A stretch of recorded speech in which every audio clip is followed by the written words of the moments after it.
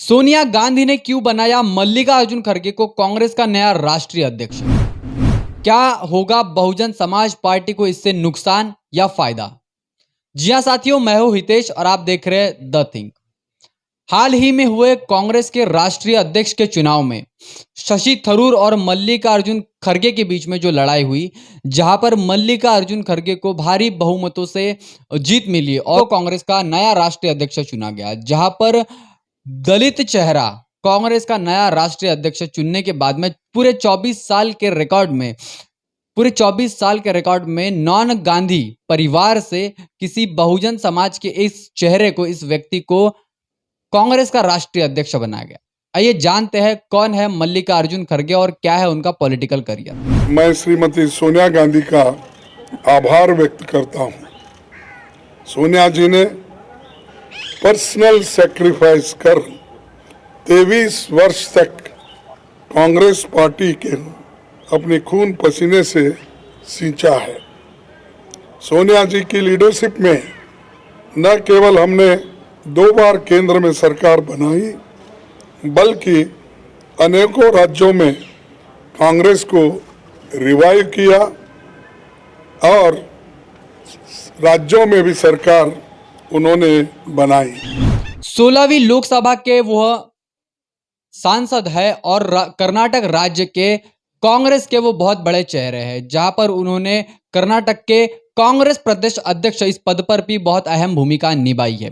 पिछले 40 से 45 सालों में वह भारतीय राजनीति में बड़े ही सक्रियता से काम कर रहे हैं, जहां पर कर्नाटक के गुलबर्गा विधानसभा से और गुलबर्गा से वह 10 बार कंटिन्यूअसली विधायक चुने गए हैं। उसके बाद में अभी हाल ही में सांसद 16वीं लोकसभा में वह सांसद चुने गए हैं। इसके बाद में भारतीय जनता पार्टी के विरोध में कांग्रेस के बड़े नेता और कांग्रेस के विरोधी पक्ष नेता के रूप में मल्लिकार्जुन खड़गे की एक अलग पहचान बताई जाती है। उन्होंने अपना पॉलिटिकल करियर जो है शुरुआती दौर में विद्यार्थी जीवन से ही चालू कर दिया था। उन्होंने इन सभी चीजों को फोकस करते हुए भारतीय राष्ट्रीय कांग्रेस में प्रवेश किया, जिसके वजह से उन्होंने धीरे धीरे कदम बढ़ाए और पिछले 40 सालों से लगातार वे कांग्रेस के ऐसे विधायक हैं जहां पर उन्हें हराना उनके क्षेत्र में नामुमकिन सा हो गया है। मल्लिकार्जुन खड़गे शेड्यूल कास्ट से आते हैं और शेड्यूल कास्ट का यह कांग्रेस का इतना बड़ा चेहरा है कि जिसको देखते हुए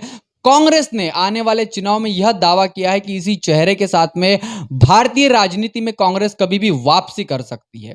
और आज की डेट में अगर बताया जाए तो मल्लिकार्जुन खड़गे कांग्रेस का वो बड़ा चेहरा है जो भाजपा को टक्कर देने के लिए उसको सामने लाया गया है। लेकिन ट्विटर पर यह भी ट्रेंड चल रहा है कि मल्लिकार्जुन जो खड़गे है वो एक रिमोट कंट्रोल की तरह काम कर रहा है। जी हाँ, रिमोट कंट्रोल की तरह काम करेगा, जिसको सोनिया के द्वारा नियुक्त किया गया है। मतलब उसका जो कंट्रोलिंग है वो सोनिया गांधी के हाथ में रहेगा, राहुल गांधी के हाथ में रहेगा। और इसी बात को लेकर के ट्विटर पर भी इस बात को लेकर के ट्रेंड हो रहा है। लगातार पिछली 2 लोकसभा से कांग्रेस सत्ता से बाहर रही है और इसी बात को लेकर के कांग्रेस भारतीय राजनीति में कहीं ना कहीं विलुप्त हो गई है, खत्म हो गई, जिसके चलते राहुल गांधी पूरे देश भर में भारत जोड़ो यात्रा अभियान चला रहे हैं। और इसी की तर्ज पर कांग्रेस ने नया अध्यक्ष चुन लिया है, जो कि मल्लिकार्जुन खड़गे के रूप में हमको देखने को मिल रहा है। अभी मल्लिकार्जुन खड़गे और कांग्रेस की नई क्या रणनीति हो सकती है ये बताना तो अभी पॉसिबल नहीं है, लेकिन कांग्रेस ने वो दांव खेला है जिसको बहुजन राजनीति को लेकर के बहुत बड़े बदलाव आ सकते हैं। अब बात करते हैं कि बहुजन समाज की जो भी राजनीति है, इस राजनीति के ऊपर मल्लिकार्जुन खड़गे यानी कि कांग्रेस ने ये जो नया बासा फेंका है, इसका क्या परिणाम गिरने वाला है या फिर क्या परिणाम होने वाला है।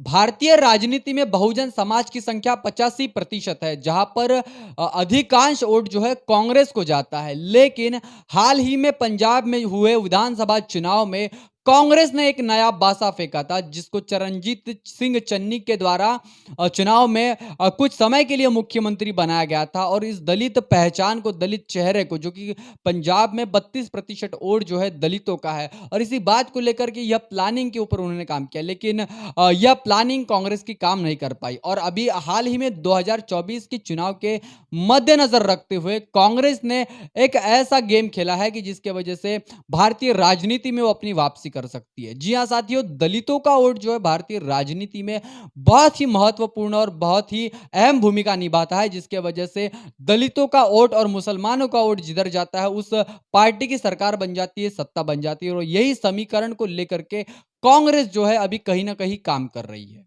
आए दिन जिन जिन राज्यों में चुनाव होते हैं वहां पर कांग्रेस ऐसे नए समीकरण बना लेती है जहां पर जातीय समीकरण ज्यादातर कांग्रेस ने बनाने का काम किया है। अब इससे बहुजन समाज की राजनीति को क्या नुकसान हो सकता है या फिर उसके क्या निगेटिव जो चीजें हैं वो क्या हो सकती है, उसके ऊपर हम बात करने वाले हैं। तो सबसे पहले कि बहुजन समाज की जो राजनीति है, खासकर कांग्रेस के तरफ बहुजनों का वोट जो है कहीं ना कहीं ज्यादातर जाता है। और इसी बात को लेकर के दलित चेहरे को सामने ला करके दलितों को भावनिक तौर पर और दलितों की सहानुभूति के तौर पर दलितों के वोट बटोरने का काम है।